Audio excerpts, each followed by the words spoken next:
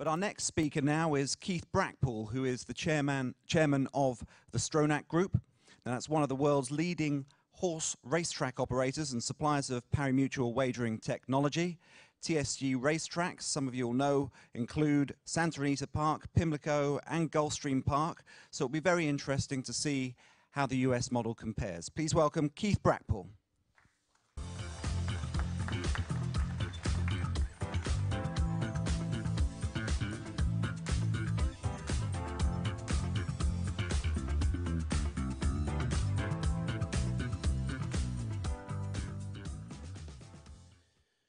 Thank you, everybody.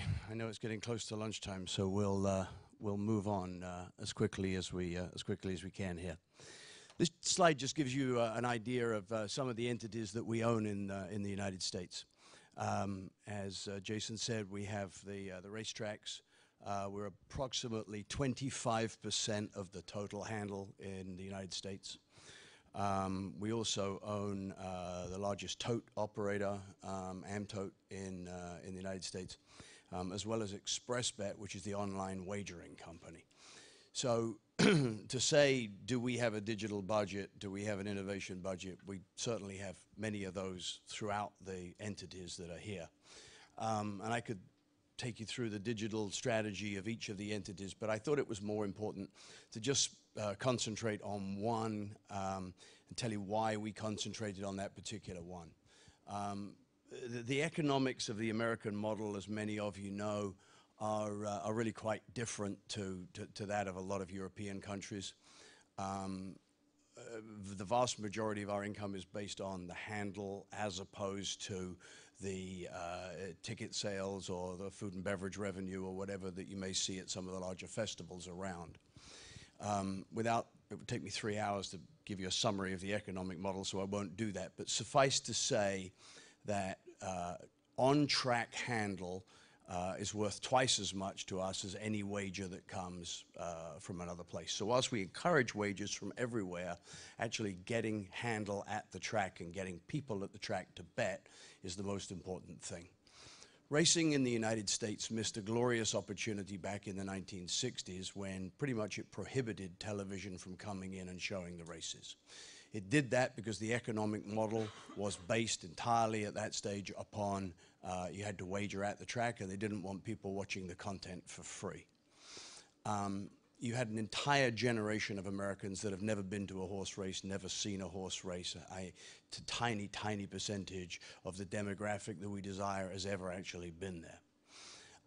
You then had sort of a self-fulfilling prophecy of a product that wasn't properly developed. The facilities weren't developed for this desired younger demographic. So at Santa Anita, we went with a very considerable investment to say, let's see if we can change that. And we renovated the facilities in about a $40 million makeover of the facilities. In order to get people to come, we said, we have to show them the video content of what it is we have and why. That really becomes the key for us. Regular advertising, if you went back even 10 years ago, I'm sure the vast majority of the marketing budget at racetracks was the local newspaper, and you ran a banner ad and you ran the form in there, etc. None of that has any relevance in today's world. Video content is absolutely key. And as we're standing here in Europe, there's this great saying in America that something's a problem in Europe. By the time it gets to New York, it's an issue. By the time it gets to California, it's an opportunity. And the one thing that I think is a real opportunity for our sport when we talk about digital is we have some of the most exciting visual and audio content of any sport that exists out there. The magnificence of these horses, the brilliance of these athletes that ride them, the noises, the excitement, all of that leads us to saying we can really, really do well with video content here. So there's been a lot of talk today about making the horse the star of everything. The elephant in the room in that story, of course, is that champion horses don't stay around very long. They go to the breeding shed too quickly. And it's very, very difficult to keep them engaged and do that. If you look at the great mare Zenyatta, who won 19 of 20 and just got pipped for the 20th in the Classic 3 years ago, you know, I think she has several 100,000 followers on Facebook, etc. But they're following her now in a field in Kentucky with her foals. So it's very difficult to keep the continuity of following a horse. So we've spent quite a lot of time promoting the jockeys. The jockeys do stay around. The jockeys are supremely great athletes. We got a big break recently when Victor Espinosa, who won the Triple Crown on American Pharoah, went on to this wildly popular TV show, Dancing with the Stars. And it's just incredible as to how many hits they get. We've heard a lot today about social media and what to do. We've taken a very, very aggressive strategy of bringing Hollywood celebrities to the track. I can't tell you, I get introduced to all these people, I don't know half of them, and it's very embarrassing. And then you quickly look at the Instagram page and they've got 9 million followers, 16 million followers, or whatever. We ask them all when they're out there, please just tweet something. It's simply staggering. You can go to a race web page and you'll see 10,000 likes on something that's really quite important. These guys tweet there at Santa Anita, the 700,000 likes come up within a matter of minutes. It's really quite remarkable. So we've very much taken that strategy of how do we do that. In the mornings, because we have the advantage in America that the horses train at the track, they're not trained at third-party destinations. In the mornings, we're interviewing jockeys. We have live workouts on the website. So we're using Periscope, we're using Twitter feed, we're using Instagram feed. We're doing all of those. We have a big team doing this now within the group. Santa Anita alone, I would probably have 6 people working on this and doing this. And for us, that information in the morning is designed for the horse player, the person who's going to be making the wager. We then have all of the apps where they can make the wager. But if we don't continue to work towards getting the new fans there, we're going to end up with a virtual sport. We're going to end up with this one track in the middle of the country where it just runs 24 hours a day, where everybody could watch it digitally. So to us, it's how do we make it fun again? What do we do? And how does that work? As we say, it's very much an on-demand world. We have online, we have a website that is not only interactive, you can buy your tickets, you can take a virtual tour of the facility on there, you can look at programs, you can rent different spaces, you can buy a seat in the restaurant that you want by making a special purchase there, as opposed to the historic model of giving the maitre d' $100. And so we were never getting that $100, so it's kind of nice now to be getting it back. Not so nice if you're a maitre d', but so we do that. If I had shown you this slide 9 months ago, it would have also included the ownership of HRTV, which was the second largest television network for horse racing in the United States. We merged that with TVG, which is owned by Betfair earlier this year, because in our opinion, digital is the way this is going. Network television is going to be very difficult, and having 2 entities struggling to get on these distribution networks in the United States was really very, very difficult. So hopefully now we've got one that's out there on television with all of the content, and we've got this. When you go to our ExpressBet site and you're wagering, depending on what level of a wager you're at, you could get some content for free, or you could potentially get all the content for free. You have interviews with trainers, you have interviews with jockeys.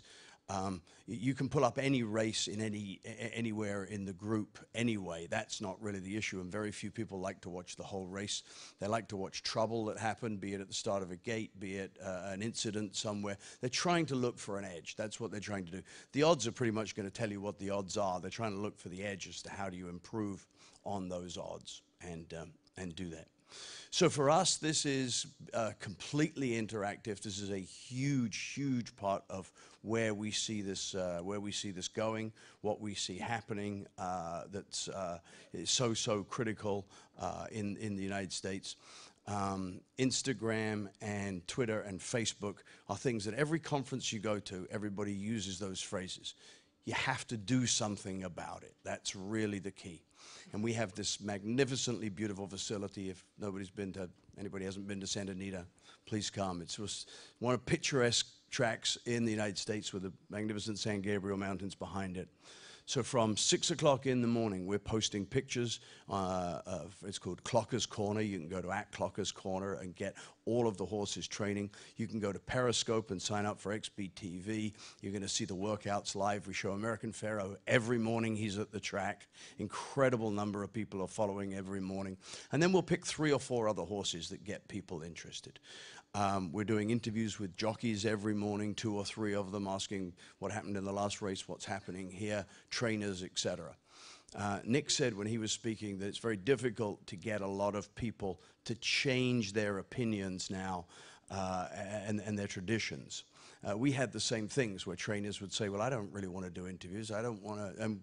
You've got to do it. You've got to do it. You've got to be out there. You've got to be talking to people. The final thing is that in terms of how we get a new young demographic to the track, it's been tried many, many ways over the last 10 years in the United States and has not been particularly successful. In our opinion, that was primarily because the product that was being offered was not the product that that demographic wanted. It was a product designed for men, primarily middle-aged and older men. The facilities were built back in the 30s where it was standing room only. There was no other form of live entertainment. And you were asking young people to come along, and their choice was a beer, a hamburger, or a hot dog. That was the choice. If you come to Santa Anita now, we have sushi bars, we have juice bars, we have all of the things that people there want to be able to see. But the final thing is, and you'll see this in the video I'm about to show you, it's a 1-minute video. So, when you see the video, you'll see that we flash pictures of cash and cash winnings all of the time. Because Las Vegas, which is obviously the largest, gaming destination in the world, 30% of all the visitors who go to Las Vegas come from Southern California. 30%. So for me, the perfect demographic is somewhere between 25 to 45, and get 5 of you and say, you don't need to go to Las Vegas today. Come to Santa Anita. So you're going to see that type of action when you see in the video. In the past, what happened was they would put on a concert for young people after the races. So it was great. Everybody showed up at the 8th race. They started drinking. They weren't even watching what was going on in the races. And the horse people left because they didn't want to be there when all of the young people came. I mean, it was absolutely oil and water. They were not working at all. So we've tried to do this a very, very different way. So anyway, given that where we are on, on time, I'll ask you to show the video, and then I'll be done. But if anybody wants to ask a question, I'd be happy.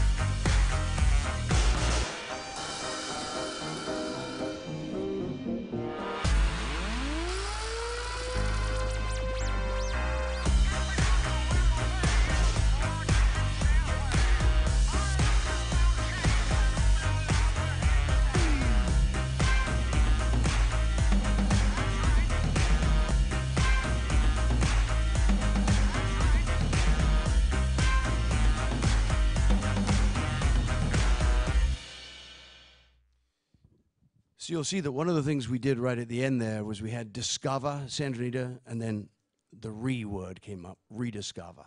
Because people have a very, very poor perception of the experience they get when they go racing outside of the 3 main race days of the year.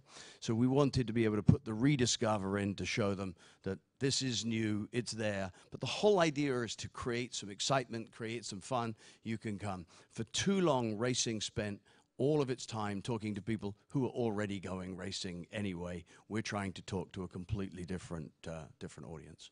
So, as I say, with that, I make the presentation short because I know we ran very late earlier, and happy to either answer a question now or outside.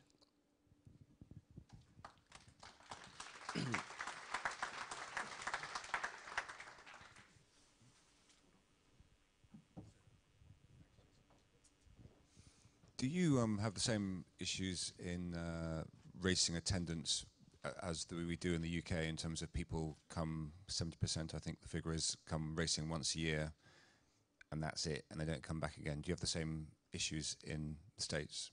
To say the United States would be a broader answer and do that, and we have a very different system. I mean, Santa Anita runs 130 race days a year.